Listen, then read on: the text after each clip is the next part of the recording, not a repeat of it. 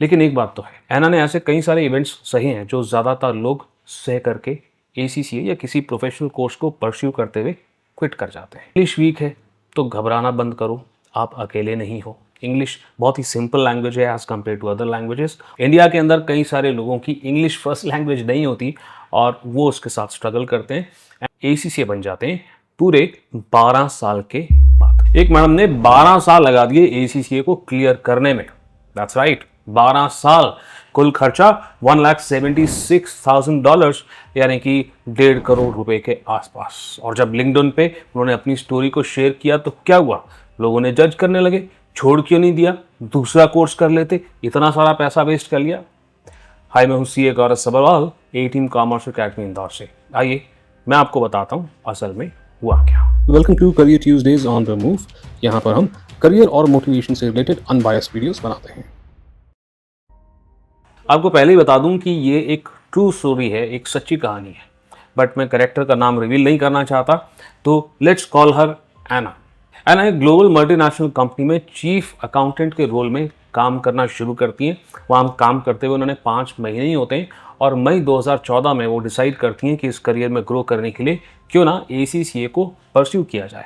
Now एना जो है वो एक फुल टाइम जॉब कर रही हैं और काम का प्रेशर वैसा जैसा कि बिग 4 ऑडिट फर्म्स के अंदर होता है। एना के काम को काफ़ी अप्रिशिएट किया गया और मई 2016 आ गया और अब उन्हें प्रमोट करके एक पार्टनर बना दिया गया है। सोचो ज़रा, पार्टनर की जिम्मेदारियां बहुत बड़ी होती हैं, उन्हें टीम्स हैंडल करनी होती हैं, उन्हें क्लाइंट से बात करनी होती है और साथ में ACCA की पढ़ाई भी हर कोई नहीं कर पाता है। अच्छा, एक रियलिटी और है, एना जो है इंग्लिश ठीक से बोल नहीं पाती बिकॉज इंग्लिश उनकी फर्स्ट लैंग्वेज नहीं है।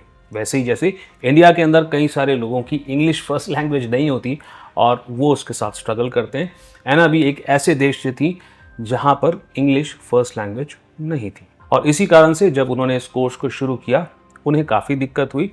इनिशियली उनका जो स्टार्ट था ACCA का वो काफ़ी स्लो था। अब मई 2017 के अंदर एना स्ट्रगल कर रही थी ACCA को परस्यू करने में पढ़ाई के साथ, बट फिर भी उन्होंने कुछ कोर्सेज जैसे डिप्लोमा IFRS, सर्टिफाइड ऑडिटर, ये उन्होंने कंप्लीट करे ताकि वो अपने करियर के अंदर धीरे धीरे करके प्रोग्रेस करते रहें। बट ACCA अभी भी चल रहा था। 2018 में एना डिसाइड करती हैं कि क्यों ना अपनी खुद की कंपनी स्टार्ट करी जाए बिकॉज एज अ पार्टनर उनका काफ़ी एक्सपीरियंस हो चुका। एक एंटरप्रेन्योर की लाइफ बड़ी मुश्किल होती है और वही एना के साथ हुआ। काम का स्ट्रेस, फाइनेंशियल अनसर्टिनिटी और जिम्मेदारियां उनकी काफ़ी बढ़ गई थी। वो अपनी स्टेबल जॉब को छोड़ चुकी थी। एज एन एंटरप्रेन्योर ये लाइफ काफ़ी मुश्किल होती है।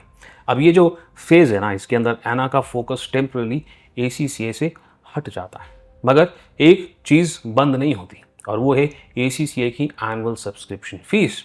और इसी साल एना का डिवोर्स भी हो जाता है। तो इमोशनल स्ट्रेस, फाइनेंशियल स्ट्रेस और मेंटल थकान तीनों ही साथ में चल रहा था और अब ACCA को परस्यू करते हुए एना को 4.5 साल बीत चुके थे। 2019 से 2021 तक अपने बिजनेस को कई जगह एक्सपांड करने के चक्कर में एना पोलैंड, USA, साइप्रस, बेलारूस ऐसे कई जगहों पे लगातार ट्रैवल कर रही थी और इसी के दौरान एना एक माँ बन जाती है। बट फाइनेंशियल प्रेशर के कारण वो ACCA की कोचिंग अफोर्ड नहीं कर पाती और इंग्लिश में तो उन्हें दिक्कत थी ही।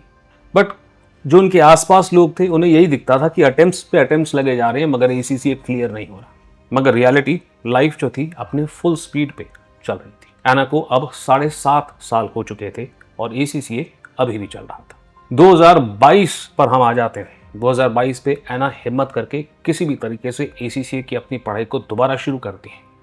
वो अब दूसरी बार प्रेग्नेंट हैं, काफ़ी समय से पढ़ाई कर रही हैं, एग्ज़ाम की तैयारी कर रही हैं और एग्ज़ाम से ठीक एक दिन पहले रशिया यूक्रेन की वॉर की वजह से उनका जो एग्ज़ाम है ACCA का वो कैंसिल हो जाता है।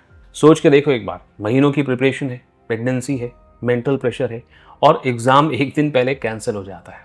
मुझे नहीं लगता इतना कुछ झेलने के बाद कोई भी ACCA कंटिन्यू कर पाएगा। ज़्यादातर लोग तो क्विट करने का ही सोचते हैं। 2023 में एना जो है वो पोलैंड मूव कर जाती हैं। पोलैंड उनके लिए एक नया देश है, वहाँ पर उनको नई लैंग्वेज सीखनी पड़ती ताकि वहाँ के क्लाइंट्स के साथ वो काम कर सके और दूसरी बार यहाँ पर वो मदर बन जाती हैं।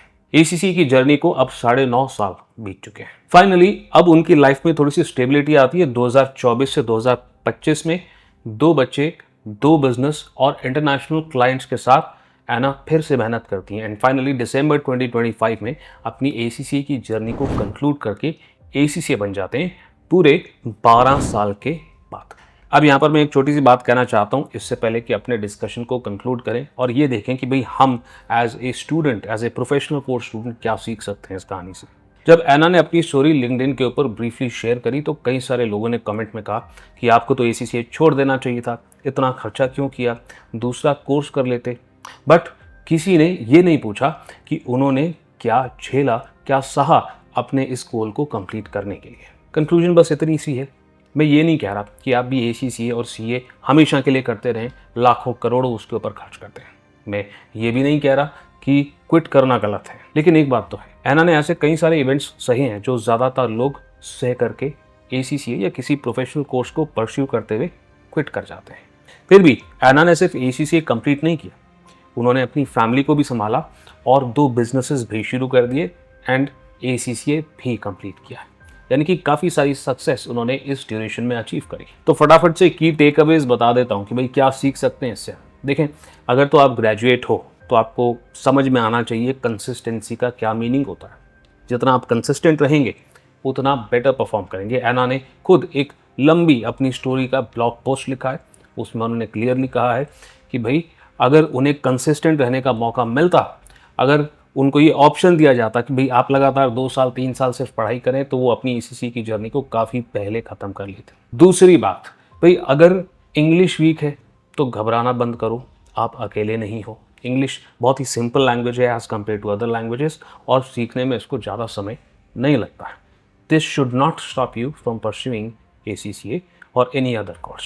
तीसरी बात है कि अगर आप जॉब कर रहे हैं तो शादी, बच्चे, फाइनेंशियल स्ट्रेस सिर्फ आपकी लाइफ में नहीं है, और लोग भी इसको झेल रहे हैं, मगर आप कंसिस्टेंट रहते हो, हार नहीं मानते, तो आपके लिए भी एक प्रोफेशनल कोर्स कंप्लीट करना मुमकिन है। चौथी और फाइनल बात, अगर आपकी लाइफ में ये सारी कमिटमेंट्स जो बच्चों की और शादी की ये सारी कमिटमेंट्स अगर नहीं है, आप अभी जॉब करते हुए 1-2 साल ही आपको थोड़े बहुत पैसे आने शुरू हुए, सोच रहे हो कि भाई आगे चल के हम कुछ करेंगे प्रमोशन के लिए या ग्रोथ के लिए, तो सोचो मत, शुरू कर दो। उम्मीद करता हूँ कि इस कहानी से आपको कुछ सीखने मिला होगा। करियर से रिलेटेड ऐसी ही स्टोरीज, रियल लाइफ स्टोरीज आपके लिए मैं लगातार लाता रहूँगा, तो सब्सक्राइब रहिए इस चैनल से, क्योंकि सक्सेस सिर्फ कोई रिजल्ट नहीं है, सक्सेस एक जर्नी है। मैं सीए गौरव सब्रवाल आपसे मिलता हूँ अगले